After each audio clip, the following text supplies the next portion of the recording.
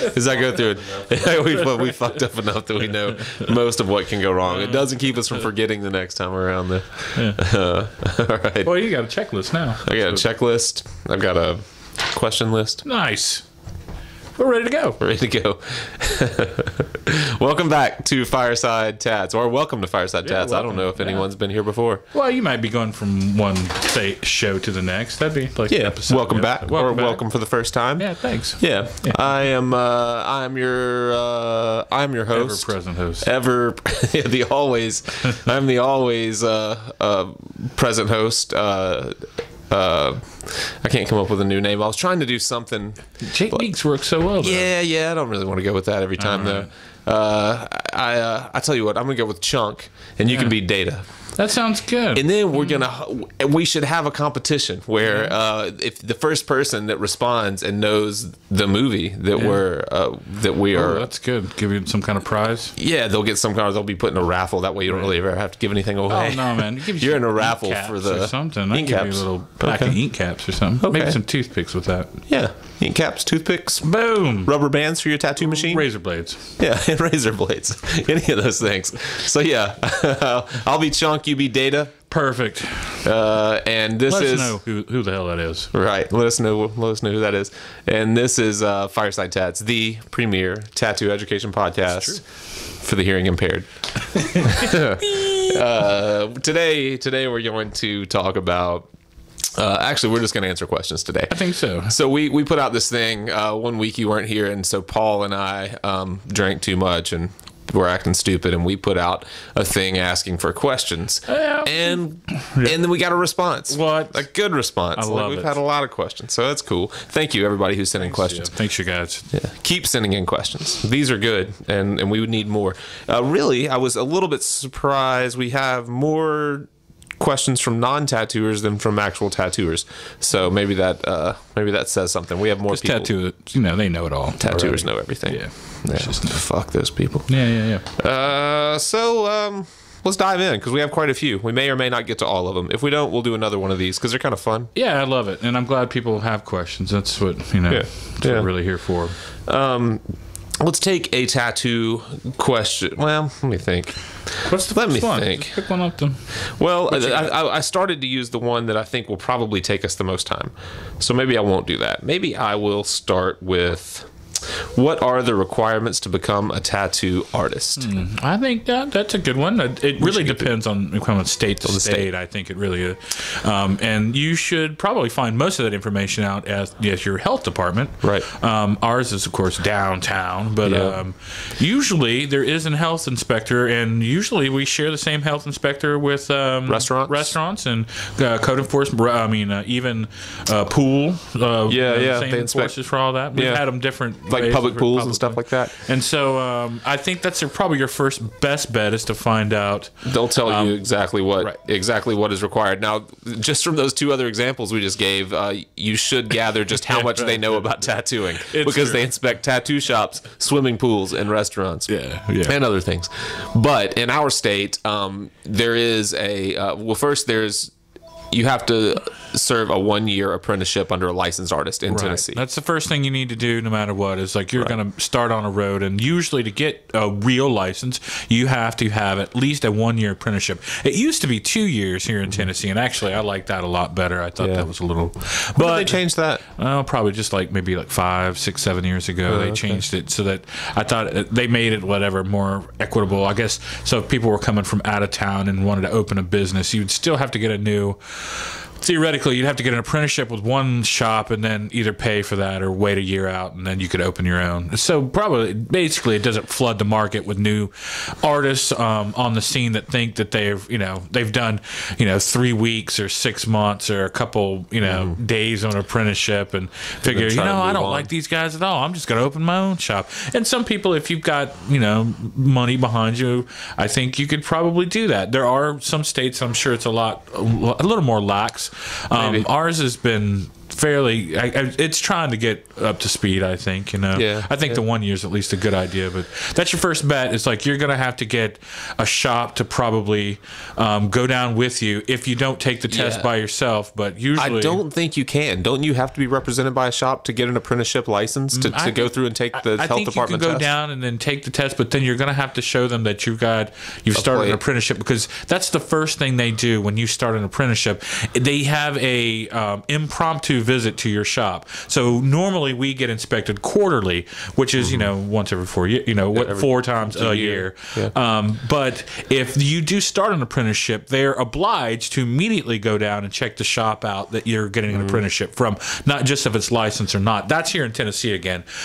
So they will immediately come and inspect you again. That's just part of the process if you have someone going to start an apprenticeship. And outside of in addition to the apprenticeship, you do have to take or go through a class and a health department, like a bloodborne illness kind of exam. That is new to Tennessee as well, is that it's about a 3-hour class. They usually have it once a month. It's at different satellite locations, and I think they offer it maybe it's not once a month. I don't think it's that often. Maybe once every 6 months or something like that. Too. Maybe it's every 6 months. I have to admit it's because I want to say that they do make it available basically, but you have to take a test, which in our case was a multiple choice, 35, 40 questions or something like that, and then they're all on mainly sterilization procedures, cleanliness. They're it's not about tattooing questions. Yeah, there are very few, if any, tattooing questions that I remember. Most people don't probably even understand. I don't really understand it, but you do not actually tattoo anyone in your test for your license. No, it's mainly just it's a sterilization and cleanliness kind of go ahead. exam. I mean, it's not really about the health department side is not about tattooing. In fact, the health department is required to actually give you a sheet that has theoretically everything they are going to ask you on the exam. It's their policy, I guess, to make sure that you somewhat know the regulations that they require. So you can go down and actually usually get a copy of what you're actually going to be tested on as well. Yeah. If you are a tattooer that does not tattoo in Tennessee and you're licensed elsewhere, and you have some in your state practice is something completely different, or something interesting that we may not have touched on, let us know, because I'd like to know what other states do. I've really only tattooed in Tennessee. We've definitely heard some other people that were having problems, like if they moved to other cities, getting there. I can remember a guy years ago that was tattooing in Tennessee. We both know him, and he moved to Jonesboro, Arkansas, to open a shop. And even though he had been tattooing for years and years in Tennessee, he had to go through an apprenticeship in Arkansas. I think for some reason I thought Denver did that as well, or Colorado. So that's one of those things you should probably know if you're going to go from state to state or from city to city. Know what those state and local regulations. Some and we still know counties and different states that don't allow tattooing at all. So don't just think you're going to be able to wander in or take advantage of some situation where it may be illegal to tattoo there. So I don't know from state to state, but the health department is the place to check. It is your first place to check. Or if you're already getting tattooed in the state that you live, ask the artist that's tattooing you. They probably have a decent idea. They've probably at least had to go through the regulations once or twice. I think they just change from state to state, and you should really know by getting in touch with your local health department. And if you're getting tattooed, you should find an artist license somewhere near that artist studio, somewhere near their station. At their shop should be posted on the wall that shows that they're current. Right, that their license is current. Near the business's it does have to be renewed every year. So yearly, and then piercing is exactly like Same that too. They should be usually they're filed together. Yeah. We have to keep ours on file side by side. And then the shop has to be licensed separately from the tattooers and the piercers to operate. So generally, you're going to see a business license, an artist license, and then a piercing license, which should be completely separate. Yep. Okay, that's good on that. At least in Tennessee. Yeah. So, but I would like to hear if there's something like drastically different in another state. Yeah. Let us know. Okay. What about how do I know that an artist that I don't know or an artist at all is trained to standard in healthcare and or artistry? So this one could go into as far as trained in healthcare. That what we just kind of touched on all that. If they have a current license posted at their station, they're most likely have at least been through the training. Now you do the basics. Yeah, you do want to look at David was just saying, or you were just saying that we got that we're inspected quarterly, and we get scored just like a restaurant scorecard. Exactly. Yeah, and find that scorecard in your tattoo shop. You can't put somebody's photo in front of it. It has to be posted. It's just like a restaurant. It shouldn't be hidden. It shouldn't be Yeah, and it's graded on a 100-point scale, just like a restaurant is. Exactly. So if you've gone in any restaurant, you've seen their scorecard from the health department, and that's something that you want to look at. And if it's not posted, probably ask about it. We know of shops that have dodged the health department for months on end. They open at 6 o'clock after the inspections are done. Yeah, so if you don't see one of those, it should be a red flag. Definitely. And if you and then sometimes some shops are members of like your Better Business Bureau, other local say community organizations and stuff like that. They sometimes will even most artists, if they have other training besides these classes, will usually make it known in their portfolios or in some other way, maybe even on their business cards. Most artists will probably let you walk in and watch them work for a second or two. There are very few people that you're going to be spending, say, hundreds or thousands of dollars on that wouldn't let you watch them for at least a little while. Usually it's up to the client, but I think even by watching them for 20 minutes, half an hour, you probably get a good idea of how they work. Ask a couple of real pertinent questions, see how they set their machines up, see how clean they are in their station. If they just look like a slob, you may want to just wander on down, but you never know. Some artists that are real slob, but I'd say generally you should be able to see at least some kind of paper information, or sometime like watch them, watch the tattoos they do, like I said, see if they've been sued a million times, if you can, if there's any way of doing that. But I think while you're watching the artist, looking at portfolios, is from the artistic standpoint, look at healed tattoos, talk to people whose tattoos you like and see where they came from, if you're looking at your friend's tattoos. And then as far as the healthcare side, definitely keep your eyes open for that scorecard.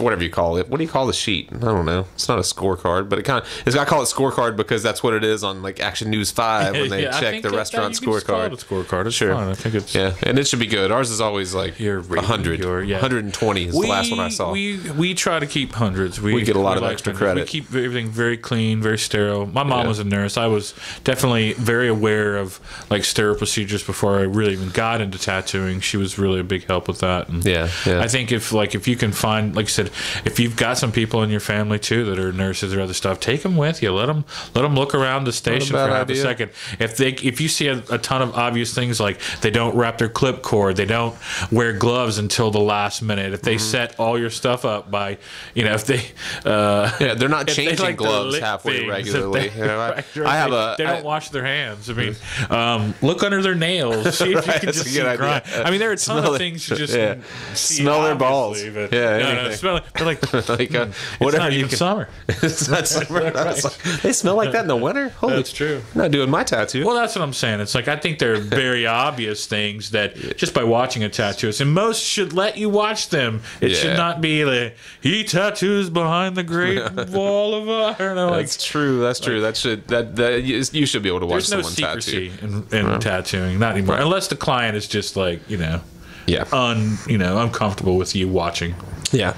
Creepy. Okay, let's sometimes the clients are a little weird. I think that's sometimes they don't want you in the room, sometimes they're not down for you, just somebody staring over the top of them. But most, I think, for at least 10 or 15 minutes shouldn't mind, especially if it means somebody getting a good tattoo or getting into a good piece. I think so, unless it's a really sensitive area or private area or something like that. Well, that's what I mean. Then some people don't push the issue, just come back. Most people are like, hey, I've got another client. You could, especially if you're, I've told people that when I'm about to start larger pieces and they're like, I'm thinking about getting this. It's like, well, actually, I'm starting a piece a lot like that on blank, like Monday or Wednesday. Or it's like, come by for half a second, at least see what kind of what I do in that style or that vein or on that that kind of creature. Like, you want an octopus? I'm doing one Thursday. Come on by and look at it. Yeah, that's a great idea. All right, I'm gonna deviate a little bit and get away from. I'm gonna ask a question from a tattooer. All right, that sounds good. Yeah. So this one is directly related to the episode that we had with our very best friend Ivy. Ivy Dinosaur. A couple of, I don't know how long ago, a month or two ago, when we went over getting an apprenticeship. I think the episode was called "How to Earn an Apprenticeship" or something like that. Yeah. And we talked about it was a good one. And when it started from someone asking about taking an apprenticeship at a subpar shop. Right. And so that's what kind of started the discussion. So this is a person that is already a licensed artist in whatever state. They've moved to a new state where it looks like their options are find a different job or take a job at a subpar shop. Oh yeah.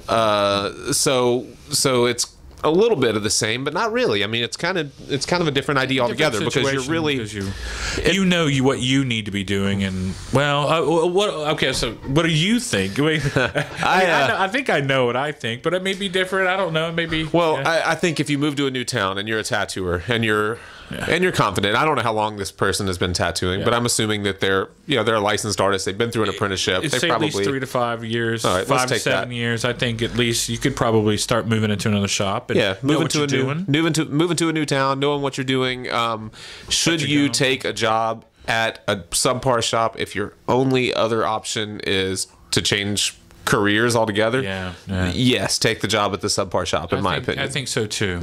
I think you bringing your own, say, blend, whatever you do, and then making it aware that how you do things. Like, if you use barrier film and cover everything, and you use bring those with you, and make sure that even the people around you start doing it. I mean, it sounds like a crazy thing, but you can bring a little bit of new energy and probably a little education to a shop like that, and something that may be well needed, or something that just may help them, like, tweak it just a little bit more. I mean, and I guess it depends on the amount of how subpar, but I think, like you said, you can't just throw your career out for and the other thing is, like, what we found here especially too is, like, over the years, keep in touch with the shop that you wanted to get in with originally. Most of the time, these guys know each other. Unless there's just, like, some hateful, vengeful, crazy thing going on, you may end up getting a job at that shop. You just may have to wait it out. And it may be also something that, if you haven't thought about it, go into the shop. It depends. Like I said, if you can't get into the shop you want, but at the shop that you are at, make the best of it. Try to change the stuff. Be who you are, and don't like I said, don't let it bring you down. Try to raise it up, and then invite people. Like you said, if you're having some inner shop problems, like, try to figure out what it is. Like, you never know. It's like, you might find that artists are just artists. They actually want to learn backwards and forwards, and love to actually talk to the artists that are doing pieces, especially nowadays. Like, I don't think we know several artists at several shops in town. We try to keep a very comfortable atmosphere, only because sometimes you get somebody that's going around doing crazy stuff, stealing portfolios, taking machines, we're trying to rip people off, and it's an easy call. At least you can call them and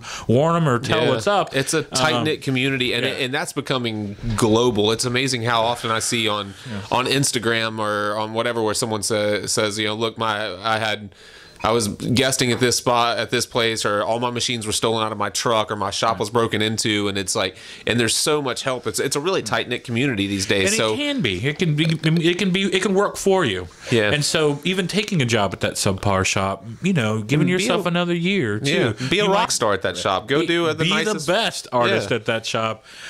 Make your money, and then go to that portfolio. Next shop. I bet if you move to a new town, I don't know, maybe if you're talking about L.A. or New York, it's different. But a town the size of Memphis, which isn't small, 1 million people or so, if a new artist shows up in town and is working at a really rough street shop, putting out nice work, it will get to us eventually. Yeah. We'll know there's one guy at that shop on blah, blah, and that's what I'm saying. Even other artists may get you into other shops, whether you know it or not, because they know each other. You'd be hard pressed to not know, even by talking to a couple of the shops around, who's who and what's what. And I think that's probably your second way in. I think that's like work, do what you can, make sure the work you're doing is clean, make sure your area is clean, and then keep your standards, and then and write it out until you get to the shop that you want, or start your own. I mean, by then, and hopefully, and you may know that or you may find that you that you go back to the drawing board and learn new things, meaning that a lot of times if you're a custom artist, you've worked at nice shops in the past, and you end up at a street shop where you're doing a lot of lettering, you're doing a lot of walk-in style work, you might find that you have to make that stuff interesting to yourself. I haven't been in that position, so I'm just kind of making this up. But I would think that if I ended up in a walk-in type environment where I was not an appointment-based artist anymore and I was just taking people off the street, I would have to find a new way to entertain myself. And I bet you I would end up learning new things because of it. So I mean, it's every situation is what you make of it. I think most shops, even if they're say that we have ones that are kind of walk in first come first serve, and the artist that's up is next, kind of thing. And they're, like you said, if you're good, they will come to you and you will not have to worry about it. Your days will be booked. You will not have to do walk in. You will, like I said, you'll make a name for your shop because you'll probably be the best guy there. If you're not, learn what you can. Learn, like you said, don't fall back on laurels and then try to learn something. It's like I said, even if there's nothing to learn that you'll learn something. There's always something. There's always something you can learn. Even if it's just like judging people or personalities or how the hell to get out of a bad shop. But I think that's a good question. I think it's like I think it's definitely worth it, if you've already been around and you just need that job, do it. Do your job. I think it would be far more difficult to get on at the shop that you want to work at after you've worked for, say, 6 months as a bartender, and then you show up as someone that used to tattoo, but I haven't tattooed in X number of months or years. Especially if you start that's much more difficult. But I'm working on people out of my house. Yeah.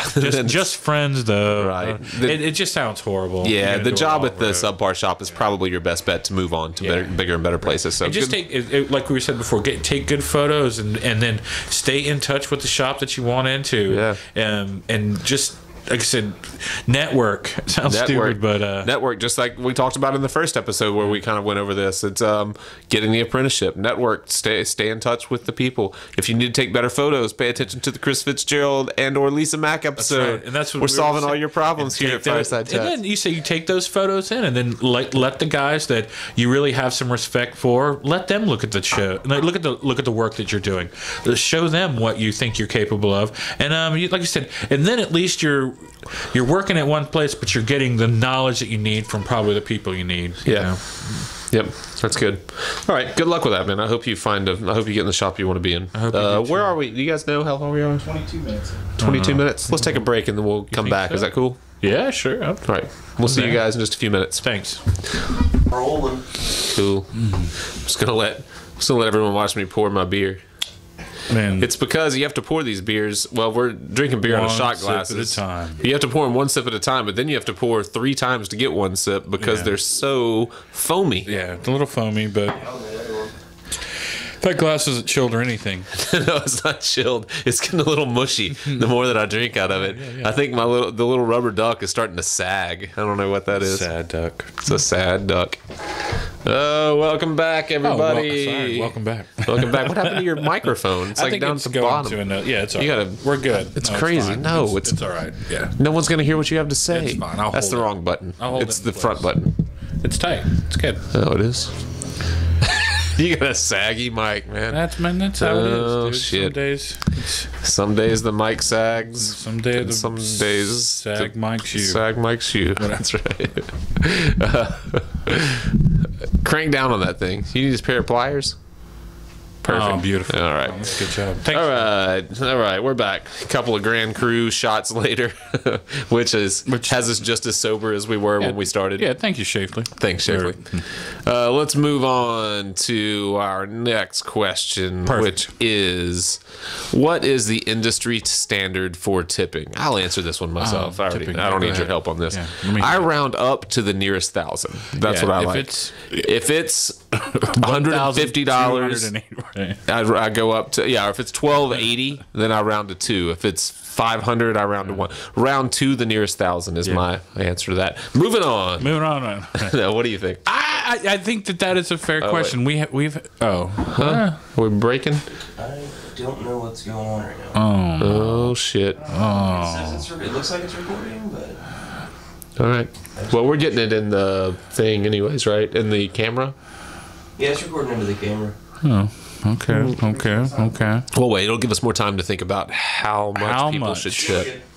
Okay, good. Sweet. Well, I think that's a decent question. We've definitely had a lot of people that are unfamiliar, especially when you're first, second, third. Some people don't tip at all, which is that's fine. I think it depends on your income. I think it depends on how much you like the piece that you got, and then what you feel like is an appropriate amount. And some people, I mean, even if it's 10%, I think that most people would probably be unexpected by that. So, I mean, say if you're getting, like, even at our shop, we charge pretty moderate rate, I think. And so, if you're getting a $200 or $250 tattoo and you tip, say, $20, that's an easy 10%. And I think most people are very comfortable with that and very appreciative of that. I think if you get a very large piece and maybe you're not tipping throughout the tattoo, but you do at the end, I think that's probably a nice way of doing it. And some people and tips don't have to be cash. I know that's how I love beer tips. Beer tips are always nice. It's my favorite tip. But some people will bring food that they've made, or sometimes, I hate to say it, desserts, cupcakes, or other. And I love that too. I think they don't have to have drugs in them or anything. Well, just that's what regular I mean. I think cupcakes my effort and your effort. If that's a tip for you, I think it's a great idea. It's something that hopefully it doesn't have to be monetary at that point too. It doesn't have to be because how much does a cupcake cost? It doesn't matter if they're made with love and they're made with chocolate on them. Chocolate ice, weed, whatever. I'm just saying that in the end, it's I think it usually depends on what you feel like. If you're very happy with the tattoo and you want to tip more, that's fine. If you want to tip nothing, that's fine too.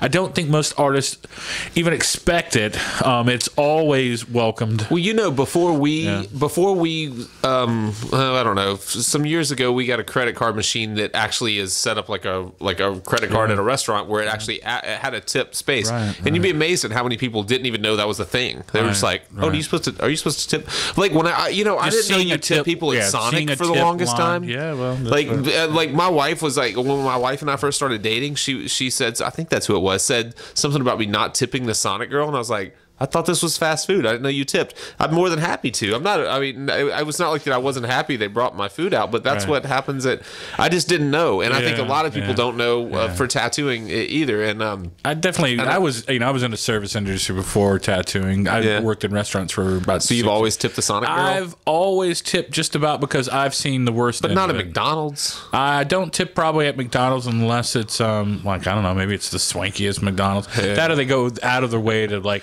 hey, let me make that burger fresh, or hey, let me get. I mean, you can tell some people that go out of the way. Sometimes if it's no effort, because often the person at the front is not who's making your food. So how do you make that apply? The Sonic girl didn't make my food. I didn't know I was supposed to tip her. She did bring it all the way to my car. Bring it to your car and on roller skates. Wore those roller skates, And I think then it depends on how much. They don't expect more than probably $1 or $2. So like you said again, it's probably depending on what your generosity level really is. Yeah. I don't, and I'll be honest. The average person, we have a problem, but not in, I'm saying Memphis, but we have Vegas, we have other people that will try to bum money, and I will probably not give a dime toward that, but I'll do tip a server, and I'll probably clean my own plate and do what I need to have it where it makes it easier for them, and still tip them. Only because I've seen the worst end of it too, where people are just absolute dicks and don't tip a penny for anything because they're heartless.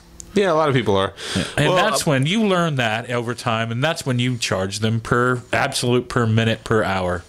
I mean, you see people that somehow are trying to take advantage of a situation. You do. Luckily we don't just get a lot of that at here. But the thing that whether I'm tipped $20, $100, or nothing at all, I'm most concerned with how happy the person was with the tattoo. That's mostly what I'm not worried about.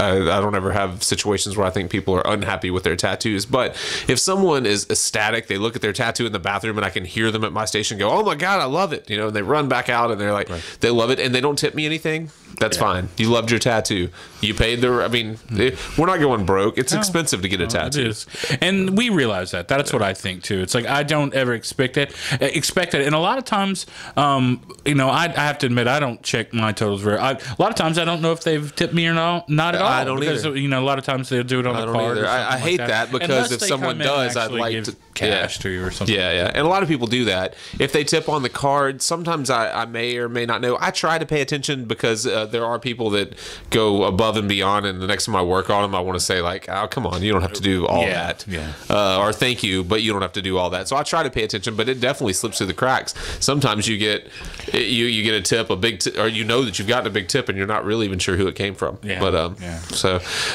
there you go. That's that. Actually, that was. I don't know if that answered it all, but I don't know. I don't. There is no industry standard. I don't think so. The person said, I don't mind tipping my server 20% for a meal, so I surely don't mind tipping my artist 20% for something that will be on my body the rest of my life. Is that standard? So I didn't even use the whole question, but so is 20% standard? I think it depends on the tattoo. I mean, if you've gotten a sleeve or a half sleeve and you have $4,000 in this tattoo, I don't really expect you to throw 20% on top of that. So I don't know that there is a standard. I think it is probably, in the end, you'll find that amicable solution. And like you said, even if it's not a cash solution, I mean, if you I've heard of artists getting anything from jackets to food to homemade items to whatever. Yeah, and I think that some cool comes stuff. in, I really have. Or a book. You will not find an artist who will turn away a book in some form or another. It sounds ridiculous, but especially an art book. I mean, if that's what you want to do, it could be something really nice for that artist if that's what you're thinking of, or it could be that $10 or $20. Boom. Yeah. All right, I have two more questions. Let's try to get through them if we can. Do it. All right. How often do you ever make mistakes? If so, how often, or do they happen often? And what do you do? Do you adjust? Do you cover it up? Do you lie? How do you handle mistakes? I've been very lucky that I've never made a mistake in a tattoo. Yeah, thank God. Now, you've made a lot of mistakes, but you've been tattooing longer than me. Yeah, it's true. But I've covered them all up immediately and effectively. Right. Moving on. No, I mean, I think that that could web out into a many questions. Like, what did you screw up? Where did you screw up? When did you screw up? Why did you screw up? How can you fix it? I think those are all under the same umbrella. And mistakes do happen. Mistakes do happen, and it can happen in a myriad of ways. Often, say if your work is very complicated and you've put so many lines on your stencil that you just add one accidentally or subtract one accidentally. I think that some of those you could probably fix sometimes with shading, or if you have to. It depends on the image that you're working from. Often, I'll do a lot of cover-ups too. So I think that I try to make the customer at least aware of what's going on, but they're going to see eventually. So normally you don't have to wait very long. Yeah. We'll say that. But I think that it depends on what it is. Often, like I said, I've crossed my fingers. I don't screw up a whole lot, but if it does happen, there are ways of fixing it. And there generally are. We generally do larger or more complex pieces, which makes it easier. I would say the more simplistic the piece, the harder it is to fix the problem. It is. If you're doing a nautical star and you start to fill the black where the red goes on the nautical side, you're like, I say that because that is a mistake that I've made before. It's like black, red, black, red, black, red. Do that shit in order. Don't assume that you know that this one's red because it might not be. Exactly. It's like sometimes you want to mark with a pen. Make sure that you're having problems in that direction. Yeah, and I've thought about doing one on how we use stencils to represent what we're trying to do, not just as line drawings. But that's a good. This would be a good thing to bring up on that episode whenever we do it. Is if you have, let's take a nautical star. If you have a nautical star and you know what the dark area is, cross-hatch that thing in your stencil or do something to represent it. Make a mark through it, just so that you know It could be anything. It could be X's to remind yourself. Yeah, like you said, it could be a lightly shaded corner so that you know which one is which. Sometimes, like I said, if you're aligning it and people move, and that does happen. I mean, you're talking about what is theoretically like 1, 2, 3, 4, 5, 6, 7, 8, 9. I mean, several straight lines, all within really tight parameters. And some of them, we've done nautical stars, 6 by 6 and stuff. So I think at that point, if one of your lines waves to one side and you've got a little wiggle and stuff, guess what? That's going to be the black side. So you sometimes if an accident happens, that's how to take care of it. It's like realizing, okay, well, I need to fix this side. If I have to make, say, a separate line to delineate a cleaner line, so one is going to be black, and that immediately changes another side to red. I think that's a pretty good way of doing it. That may be, like I said, if that's the simplest thing. If it's just trying to tighten up a line on the inside of a field that you're going to fill black anyway, not a bad solution to just go ahead. Okay, well, I was going to do them this side of black, red, black, red. Well, I'm going to do it red, black now instead. And if that gets rid of, say, a wobble in a line or something like that, I think you don't have a problem. If you're paying attention, often it's like I try to find the solution quickly as soon as the problem goes wrong. I think you're going to find a simple solution is going to be an easier solution instead of, oh, stop, I'm going to have to cover this whole tattoo now. There's usually, like I said, and it usually comes down, if you're paying attention, it's going to be a line. It's going to be a place. It's not going to be the whole tattoo. Hopefully, you didn't put it on backwards and just get it ass backwards. Or misspell something blatant or something that is the worst. That's a little harder and a lot. It's hard to take a letter out or add a letter in. You know what I mean? Change a letter altogether. I keep thinking this. Yeah, I don't know. I think it's just getting tough to our audio video crew is just back. They're like, I don't even know what they're doing back there. They're right there, showing off their guns. Showing off their guns while our mics are falling to the floor. It's all right. I've got it. I'll just keep falling into the. So, but I think it's like, what else could? I mean, you say what else could go wrong? Well, I guess there's a ton of things that could go wrong. But like I said, hopefully you keep on track with like what's your positive and negative, where your lines are supposed to be going. If you have to put a line in as a gray wash line just to remind yourself where something's going, if you're not sure of it, that's a better. I think in the end we have this idea, kind of like doctors, is like do no harm. Like don't go so deep you blow a line out. Don't go so fast that you're running it so thin that you're not getting lines and you're just hurting someone. Don't just redo work because you think. I mean, don't just sit there and chew and hamburger someone up and because you don't think it's in there. There you will always theoretically, if they live in the same city and they don't mind coming back, you can look at it again. Just don't tear them up. Don't do work that you're probably not able to do or comfortable with. And it goes back to that. If you can't draw it, you probably can't tattoo it. So don't think that you can. Don't think somehow like, oh, when I put it on the skin, it's going to be even better than my drawing. It's not. It will not. I mean, they're hard pressed to do that. But I don't know if that answers it. But yes, it does happen from time to time, and it does. And usually give you a kick in the ass. The same creativity that made the design in the first place will fix the will fix the potential damage. I think I never have a situation where I've finished a tattoo and that mistake is still bothering me. Maybe if you had asked me that question 15 years ago, then maybe I'm sure that I did. I don't have that issue anymore. As a matter of fact, I think the last tattoo that I did, I'll say that because by the time this comes out, no one will know what that tattoo is. But it was a lot of flowers with a lot of filigree and stuff. And one all these swirls were really clean and kind of bulbous at the end, but really clean swirls. And one on the back of this person's arm just got a little like straight, like you know what I mean, like sometimes you're running a smooth circle and like an edge of it is kind of off, and all that did for me, I mean, I as soon as I did it, I was like, that one looks kind of weird. A lot of times I rely more on the motion of my hand than my actual stencil. I should say that, you know what I mean. I like to make natural motions, and that one didn't turn out just perfectly. So all that I did was, in that area when I went for the fill, I just started with a darker fill than I normally would have and pulled it out to my green. And so I was able to cover that all together and make the line the shape that I needed. I was able to run a new line outside of that line and then just pull like shade darker than I probably would have otherwise and pull out into my green of the vine, you'll never know the difference. It looks perfectly fine. That stuff happens. I mean, you fix it. And that may happen like where you're saying is like in a place where you can't see all the time from that same direction. Like you may put the stencil on while they're laying down, or you may put the stencil on while they're to the side. And like you said, while you're lining it, it may look perfectly right. The second they get up, you're like, well, I could do something else to tweak that line. And I think those are small changes. I mean, theoretically, any line like that, you said you could shade out of. Often, if you've tweaked a line, that's why you may want to start with a little thinner line, and that way you can work from say a 5 up to a 7, where you can easily just tweak it, where it's basically up a line weight just to fix it. Thicken the line. If it's terrible shading, like again, wait till next time. If it's like you said, if it's a problem with healing, figure out what it was. Maybe if they work a lot and they're getting a lot of bend in a tattoo, like often you're going to figure out what it is pretty quick, and then fix it.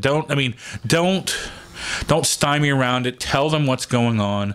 Most people will understand, especially we often don't know the customer when they come in. So, I mean, they may have physical problems that you don't know about either, like really thin skin and anemic areas. They may bruise really easy. They may be diabetic and have bad circulation. Know kind of what's, like I said, that may be just taken from looking at it a second time, and don't be afraid to touch up your own work. I mean, I mean, we know a lot of people that try to charge people for these outrageous touch-ups. It's like, well, you screwed it up to begin with, man. I mean, don't be afraid to touch a holiday up. I mean, it's just that, it's something where it's a learning process, and if you haven't gotten it all down, or people heal differently, think of it as a learning process that you have to figure out. Once you've seen thousands of people and places, it'll become more natural. I think. Don't be afraid to. Probably so. So that's a good one. To answer that one, mistakes do happen, and you fix them one way or another. All right, last question. We'll try to wrap this thing up. How often do you dislike your work or wish that you could have that one back? Well, I guess. Let me see. I guess I've gotten to a point now where I really like a lot of the pieces that I do. So there's a lot of that off the front end where I don't have to do a lot of pieces that I won't like. I try to do them in the best way that I can, or as an artist, you try to do the best pieces that you can, but often you don't get to pick the work. So if you're saying, "Oh, I wish I had that one back," because you think you could have done it better as a design, or your idea wasn't completely maximized or whatever, go home and draw it again the way you want. Probably a lack of effort. Anytime that I think that I could have done. Any tattoo that I've finished that I've thought I'm not that happy with that, I can always go back and see that I was rushed in the design, or I stuck with my first idea and I didn't explore enough, or usually it comes back to the very start. I don't have that problem very often. And that's what a lot of people, though, you have to remind yourself too, is that I was going to say, as far as having that one back, I try not to get to that point. I try to realize that people want what they want. You have to kind of acquiesce to their ideas, and you just do the best you can with what you have, and go from there. Like often, if you want to refuse a piece, well, by God, do it. But if you do, tell them somebody that can do it, and tell them why. Don't just tell them, "No, I don't like you. You've got a big nose. Why did you wear those shoes? Get the hell out of here." I mean, it's got to be a real reason, and why. I mean, it sounds crazy, but if you're not, comfortable with it, you have to tell them why. And sometimes most times it will help people to rethink their idea, especially if it's not because I don't do that style of work. It's because that's not really tattooable. Wow. I don't think anyone's gonna do. I don't think the idea is solid. I don't know. You're grasping at too many straws. I don't know what we're even looking for out of this tattoo. So I mean, if you're doing a little bit of self editing and you're doing a little bit for them, you're gonna find a better piece probably that way. So hopefully you don't just say, "I wish, we wish." But if you find yourself where often you may draw something that you just don't change because they don't tell you to change, that doesn't mean you shouldn't you shouldn't go back into that drawing and exhaust it. I mean, especially if it just came way too easy. If you've got the time and you're like, what can I do to really make this, make it really original, and then make it more for, a little bit of your talent in it, your idea, your name in there. Not your name, but your mark. And then I think at least then you won't find as many pieces like that, especially if you're doing, and I hate to say, especially if you're doing your own original art. I think that you're going to find if you're sitting there just tracing other people's designs, or you're having to do all flash all the time, that you might get to a point where you're like, but if you're putting more yourself into it, you'll find that you're going to get a lot more out of it too. And then hopefully that doesn't happen where you're just like, I think that's a good point. Anytime that you cheat the drawing on the front end, meaning you try to shortcut, you try to steal someone else's idea, you try to work off of someone comes to you with an idea for a phoenix, and you find a phoenix that someone really pulled off well, and you try to do your version of that phoenix, and you stick so closely to it, I bet you find that you want that one back. You have to be honest in your approach from the very start. I think you have to draw it, explore it, try to figure out what works, what doesn't. What do you really like about the reference that you're looking at? Don't copy the reference. What do you like about it? How can you translate it? And how can you translate it? How can you push it? Then you won't be disappointed, I think, in your outcome. But I say that because I've made the mistake. I've fallen into that hole of really liking what someone else did and saying I want my work to look like that and trying to do it, and that's when I find myself disappointed. Yeah, I think especially if that's work that you're doing on the side because you're trying to figure out how another artist works, I think it's great. But do your work first. I think you'll be a lot happier with it. I mean, you've got plenty of time to practice and push your art in other directions if you want to, but if you haven't done any on paper, you're going to be hard pressed to do it on people either. So